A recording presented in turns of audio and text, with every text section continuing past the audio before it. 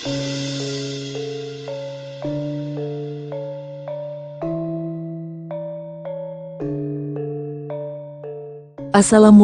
warahmatullahi wabarakatuh. Berjumpa kembali di channel Langit Bukit Menoreh Official. Di kesempatan kali ini, akan melanjutkan cerita di video sebelumnya, sebuah cerita karya Ebes, yang berjudul, Babat Negeri Leluhur, episode yang ke-70. Sebelum kita masuk ke ceritanya, tekan dulu tombol like video ini dan jangan lupa tekan juga tombol subscribe channel ini. Dan nyalakan juga lonceng notifikasinya, agar tidak ketinggalan cerita-cerita lainnya. Dan seperti apa untuk kisahnya kali ini, langsung saja kita masuk ke ceritanya.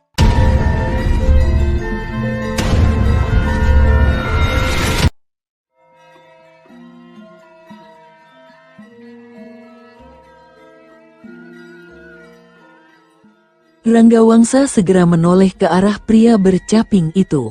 "Suaramu tidak asing, siapa kau sebenarnya?" teriak Ranggawangsa segera. Perlahan Panji Watu Gunung melepaskan caping yang menutupi wajahnya. Melihat Panji Watu Gunung, Ranggawangsa gemeretak giginya.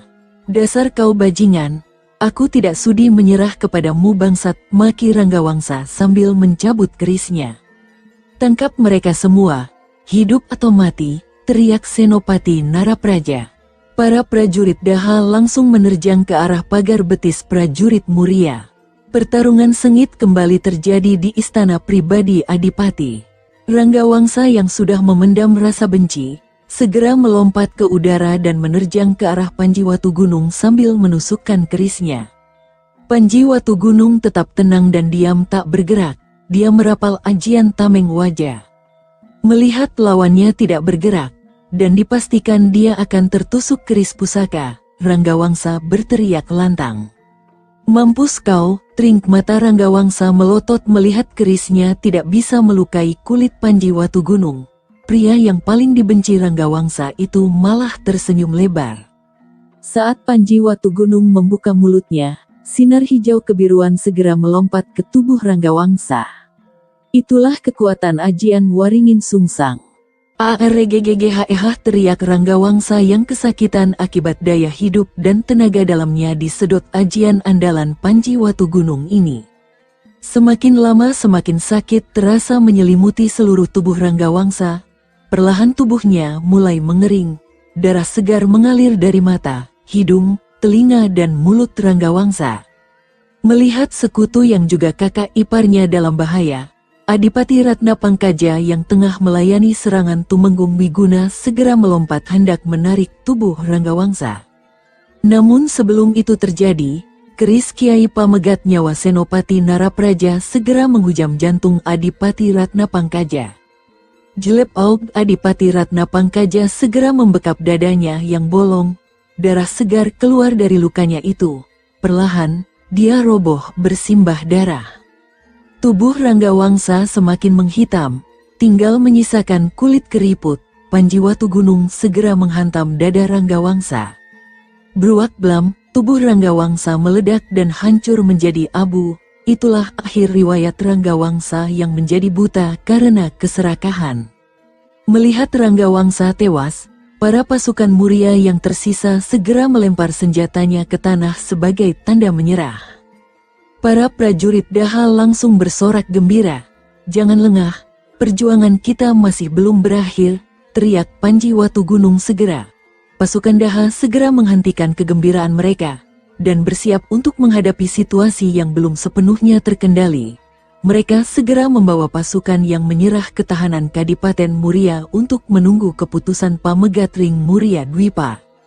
Dari arah selatan, 1.500 prajurit Muria yang dipimpin Demung Suta dan Akuwu Narpati dari Pakuwon Bendo bergerak menuju ke arah Istana Kadipaten Muria.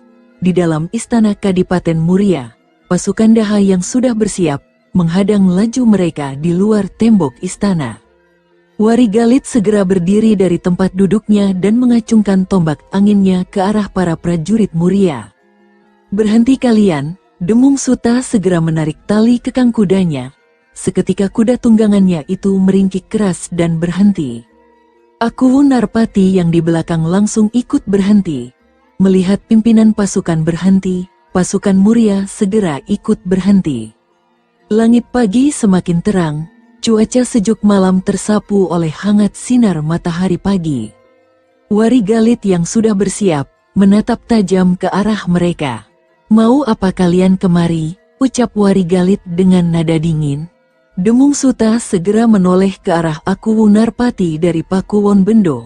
Setelah melihat anggukan kepala dari Aku Narpati, Demung Suta segera berteriak lantang. "Kami ingin membebaskan Gusti Ranggawangsa dan Adipati Ratnapangkaja yang kalian tawan," ucap Demung Suta segera. "Percuma kalian kemari.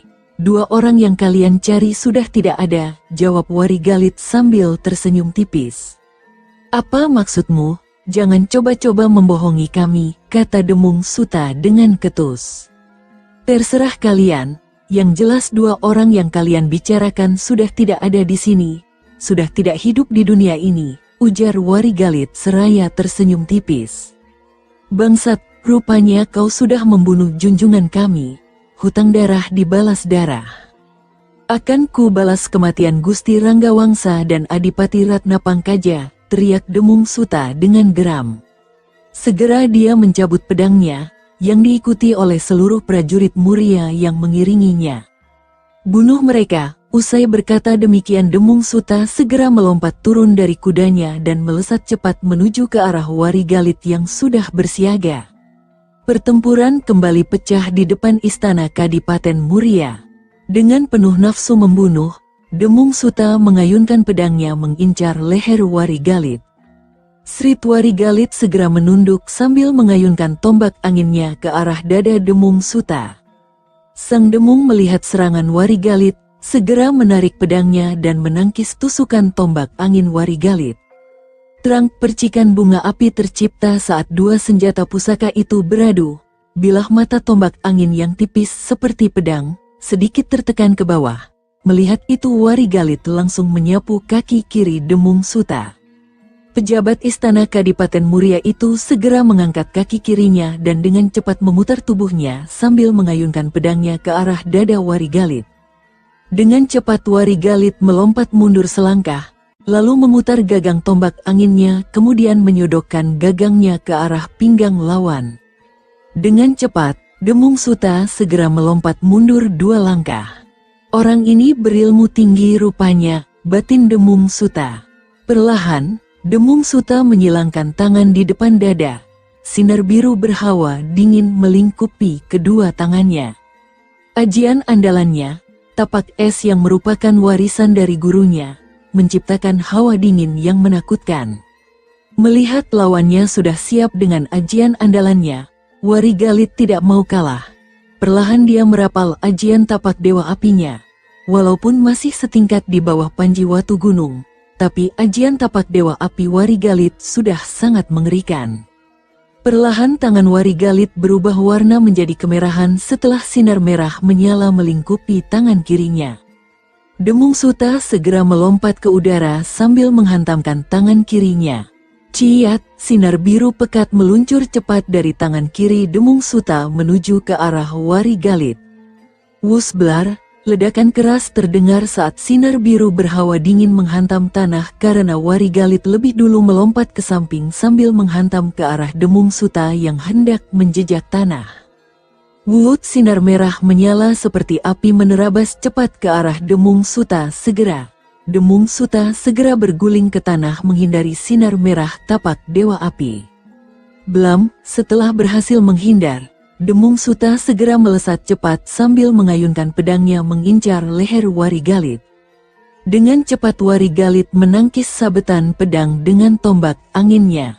Trink, setelah serangannya ditangkis, tangan kiri Demung Suta segera menghantam ke arah dada Warigalit. Melihat itu, Warigalit langsung menyambut dengan tangan kirinya yang berwarna merah. Dua orang itu terpental ke belakang akibat benturan ajian andalan mereka.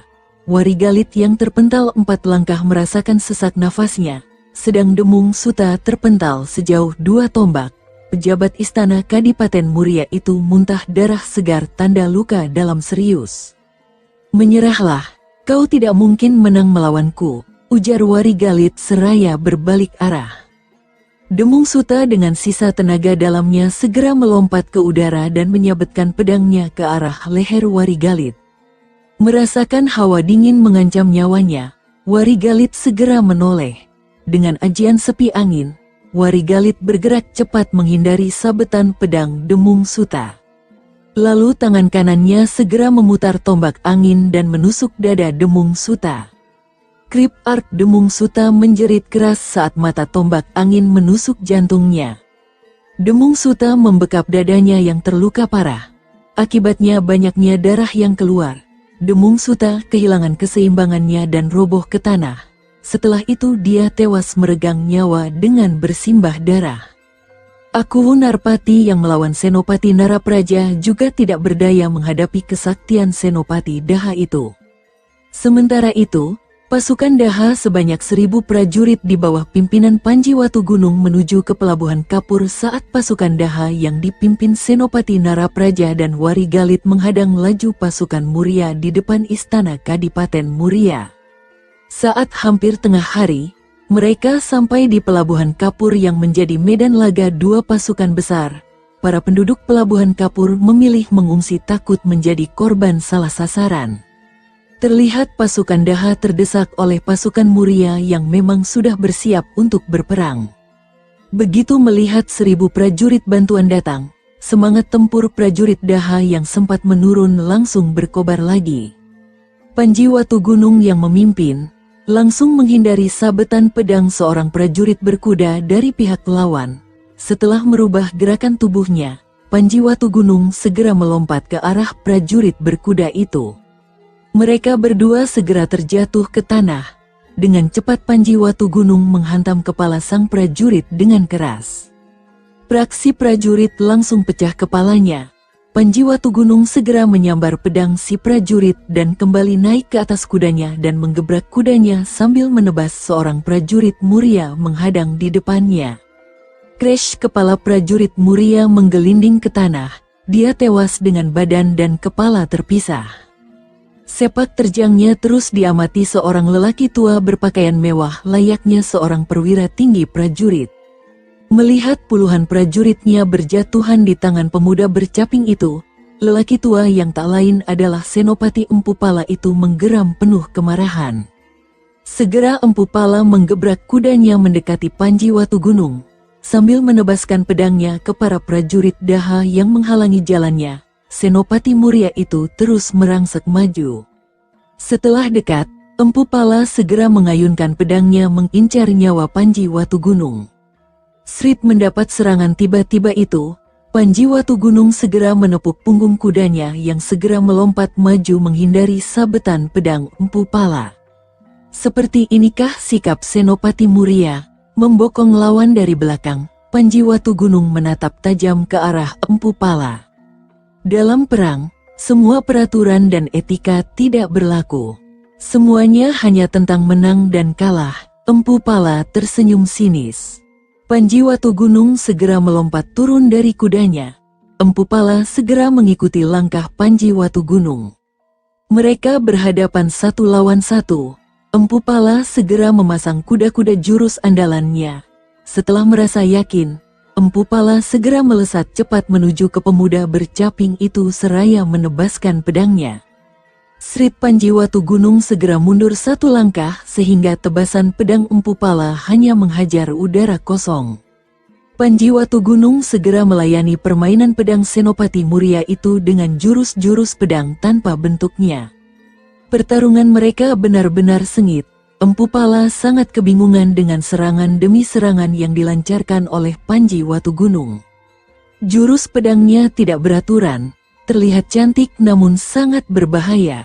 Beberapa kali Empu Pala nyaris menjadi korban serangan pedang Panji Watugunung sampai harus berguling di tanah untuk menghindari sabetan pedang Panji Watugunung. Tubuh tua Empu Pala mulai kelelahan saat jurus ke-20 pertarungan pedang dengan Panji Watugunung. Empu Pala segera melompat mundur 2 tombak ke belakang setelah sabetan pedang Panji Watugunung merobek bajunya. Nafas tuanya benar-benar ngos-ngosan. Sebagai jagoan pedang nomor 1 di Kadipaten Muria, Dia hampir tak terkalahkan dalam permainan pedang. Namun kini, seorang pemuda bercaping mampu membuatnya keteteran. "Anak muda, siapa gurumu?" tanya Empu Pala yang mulai mengatur nafas. "Kenapa perwira tua? Apa kau sudah ingin menyerah?" jawab Panji Watugunung dari balik capingnya. "Cih, aku seorang prajurit ksatria anak muda. Menyerah dalam pertarungan bukan bagian dari perjalanan hidupku. Lebih baik mati daripada harus menyerah," ujar Empu Pala yang sudah mulai bernafas tenang. Membela kebenaran adalah salah satu tugas dari ksatria, perwira tua. Tapi membela penguasa yang salah, itu bukan kewajiban seorang prajurit. Jika penguasa bertindak keliru, maka prajurit tidak wajib mengikutinya. Kesetiaan yang membabi buta itu bukan dharma seorang ksatria. Panji Watugunung tersenyum tipis. Betapa dalam wawasanmu anak muda. Kalaupun hari ini aku mati di tanganmu, aku akan sangat bangga." Empu Pala segera bersiap untuk melanjutkan pertarungan. "Aku hanya prajurit yang menepati janji sekaligus dharmaku, perwira tua. Jika ini pilihanmu, dengan terpaksa aku akan membunuhmu," ujar Panji Watugunung yang segera mempersiapkan jurus andalannya. Empu Pala segera mempersiapkan ilmu Dewa Seribu Pedangnya. Satu gerakan tangannya seketika menciptakan ratusan bayangan lengan memegang pedang. Ini jurus pedang yang menciptakan ilusi pedang sehingga lawan akan kebingungan dalam menangkis serangan pedang. Panji Watugunung segera merapal ajian tameng wajahnya, kemudian melempar pedang rampasan yang sudah mulai rompal matanya. Perlahan dia mencabut pedang naga api dari punggungnya. Aura panas segera menyebar ke udara di sekitar tempat itu. Melihat senjata Panji Watugunung, mata Empu Pala melotot sesaat. Dia tahu siapa pemilik senjata itu sebelumnya. Merasa dia pasti menemui ajalnya, Empu Pala malah tersenyum lebar. "Anak muda, bersiaplah menerima seranganku," teriak Empu Pala sambil tersenyum tipis. Empu Pala segera melesat cepat menuju Panji Watugunung dan mengayunkan pedangnya.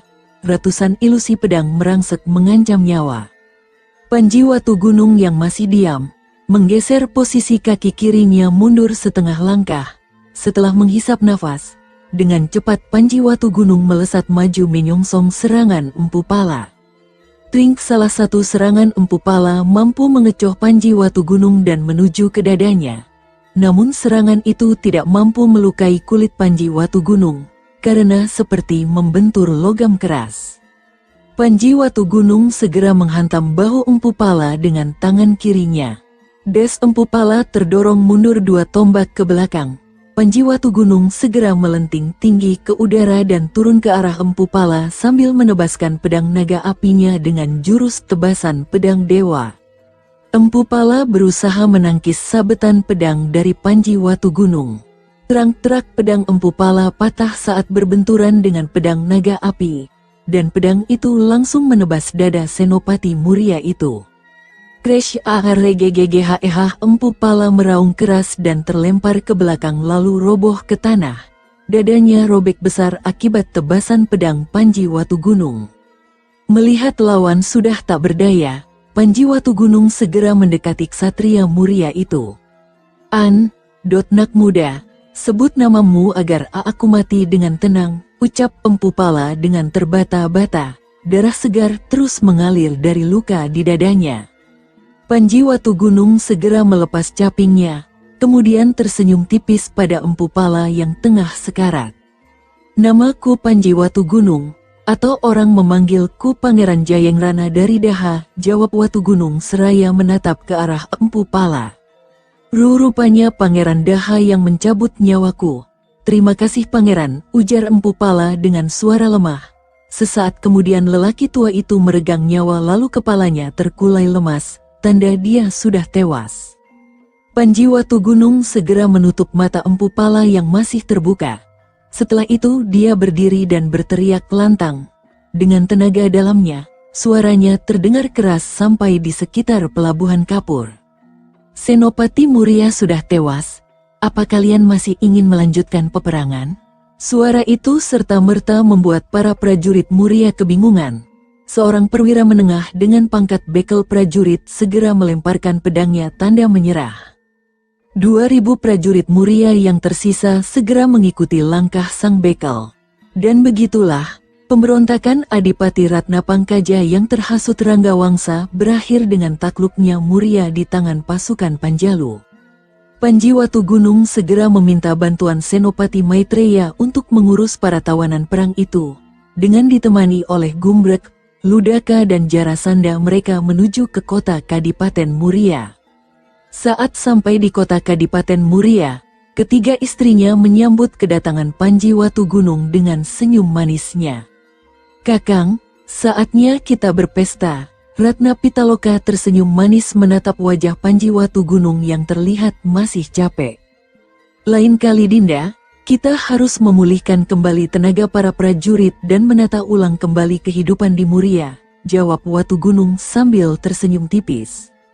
"Bukan pesta perayaan kemenangan kita Kakang, tapi pesta kita berempat," jawab Ratna Pitaloka dengan merona merah wajahnya.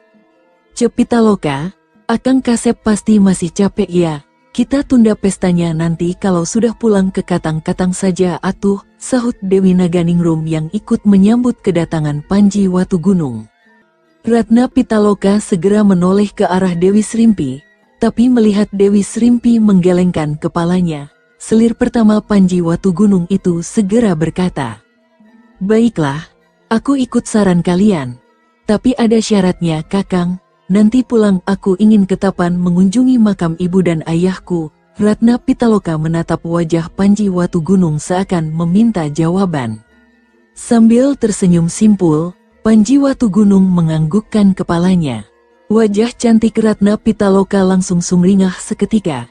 Dia sudah lama ingin berziarah ke makam ibundanya di Tapan, namun nyaris tidak ada waktu karena kesibukan membantu Panji Watugunung menyelesaikan tugasnya sebagai Yuwaraja Panjalu. Suasana di Istana Kadipaten Muria mulai berangsur membaik. Hampir sepekan, Panji Watugunung dibantu Senopati Narapraja dan Maitreya melakukan pembenahan besar-besaran di dalam Istana Kadipaten Muria.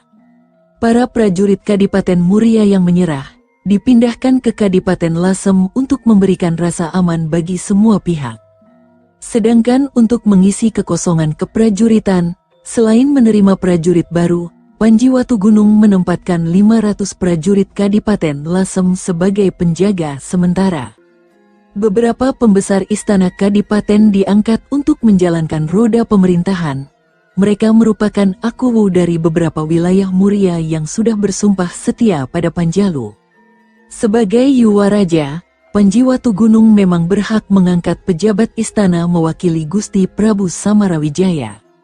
Tepat sepekan setelah peristiwa berdarah itu, Balapati datang ke Muria. Ditemani oleh wakil pimpinan pasukan Garuda Panjalu Utara, mereka menghadap pada Panji Watugunung di Balai Paseban Kadipaten Muria.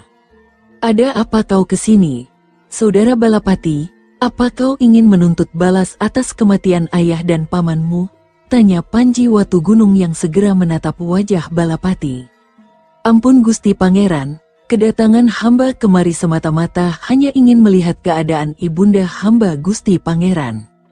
Tidak ada niat atau keinginan untuk membalas dendam.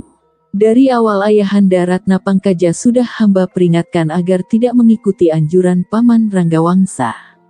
Namun Ayahanda tidak menggubris perkataan hamba sama sekali.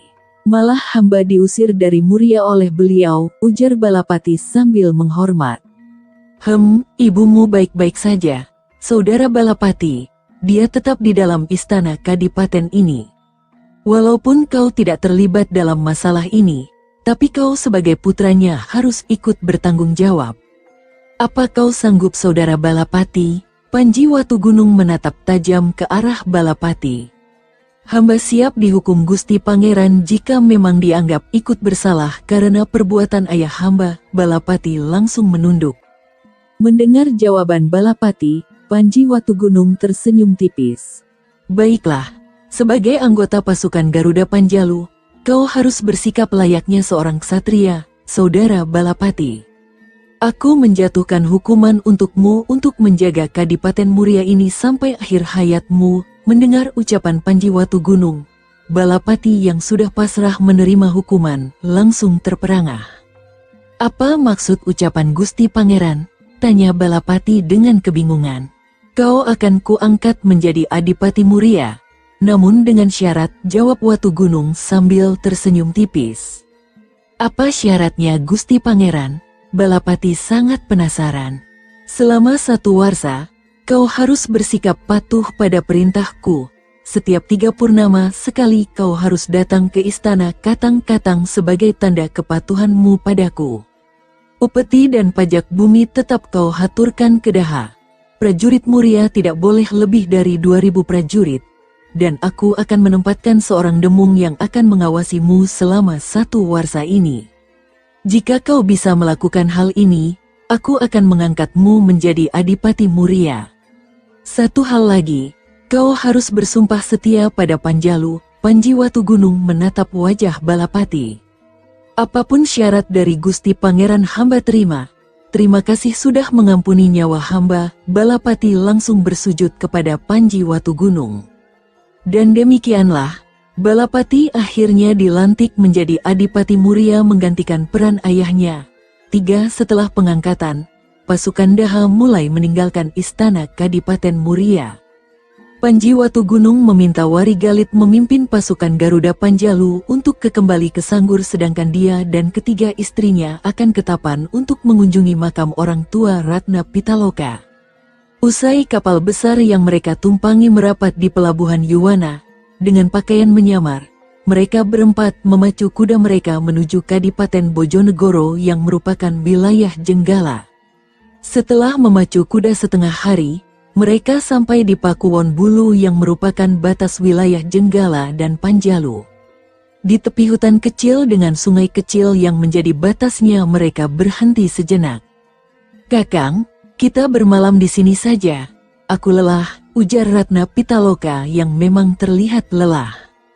Mendengar suara itu, Panji Watu Gunung segera menarik tali kekang kudanya. Mereka kemudian segera turun dari kuda dan menambatkannya pada pohon perdu di tepi hutan kecil itu.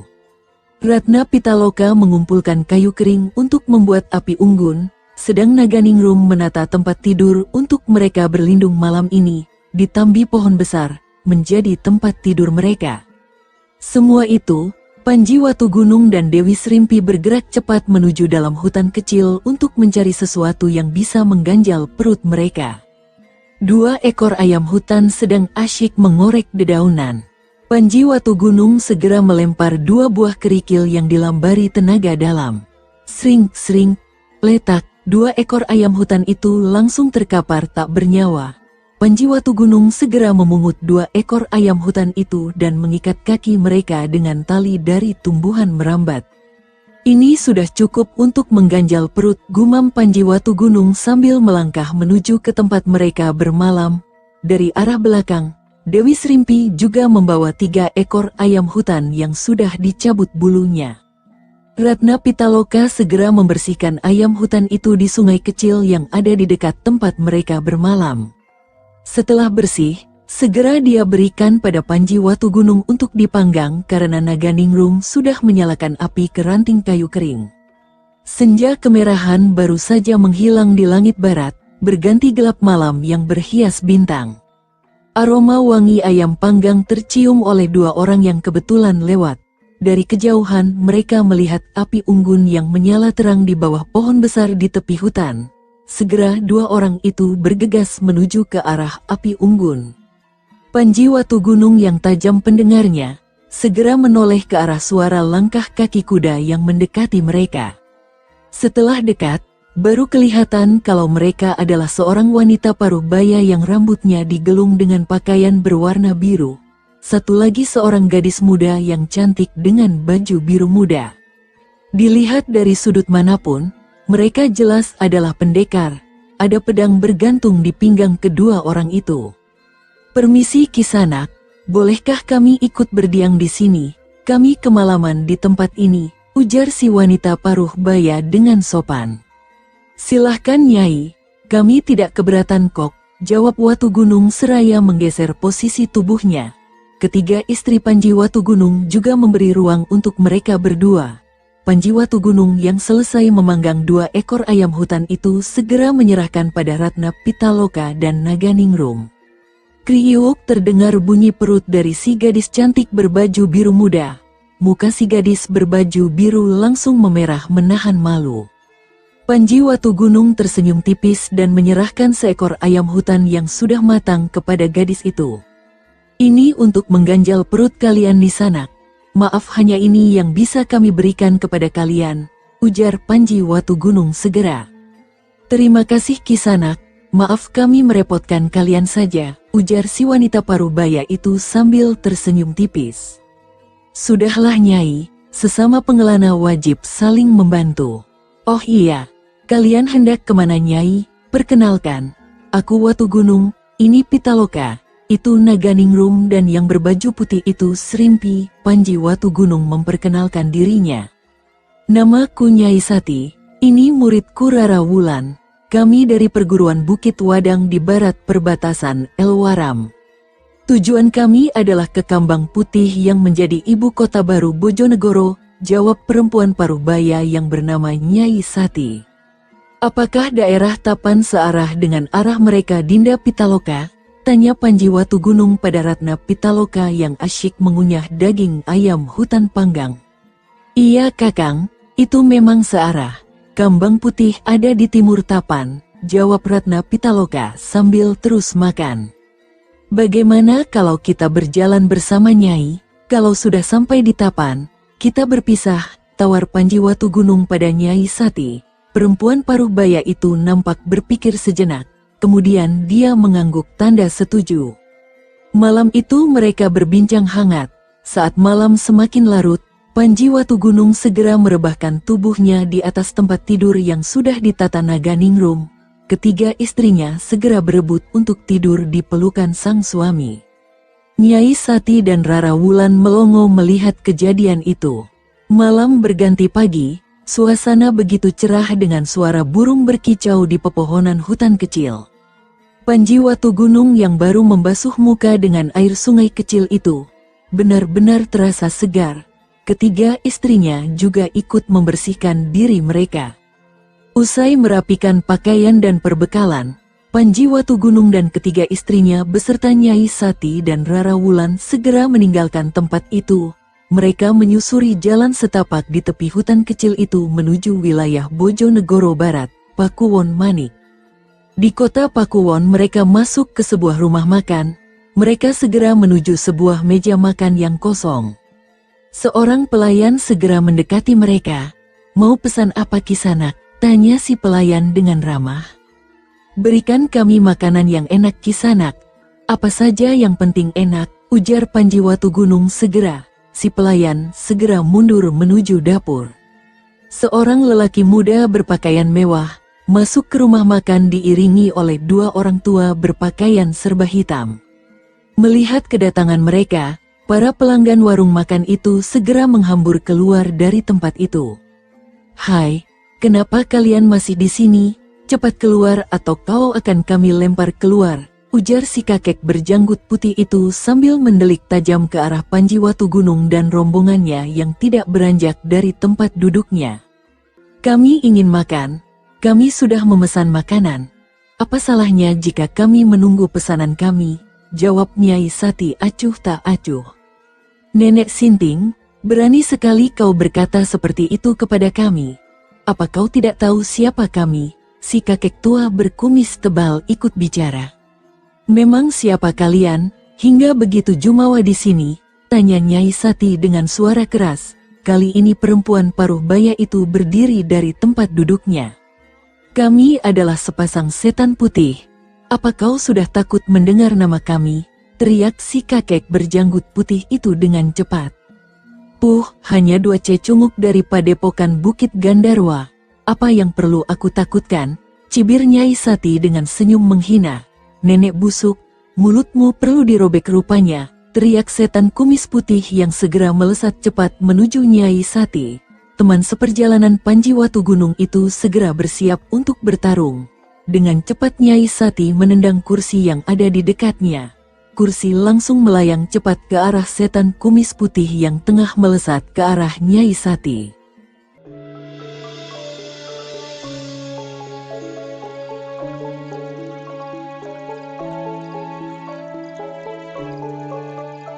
Sahabat pendengar setia Langit Bukit Menoreh official yang berbahagia, sampai di sini dulu ceritanya. Bagaimana kelanjutan kisahnya? Nantikan kelanjutan cerita ini di video berikutnya. Agar tidak ketinggalan kelanjutan cerita ini, klik tombol subscribe channel ini dan nyalakan juga lonceng notifikasinya. Wassalamualaikum warahmatullahi wabarakatuh.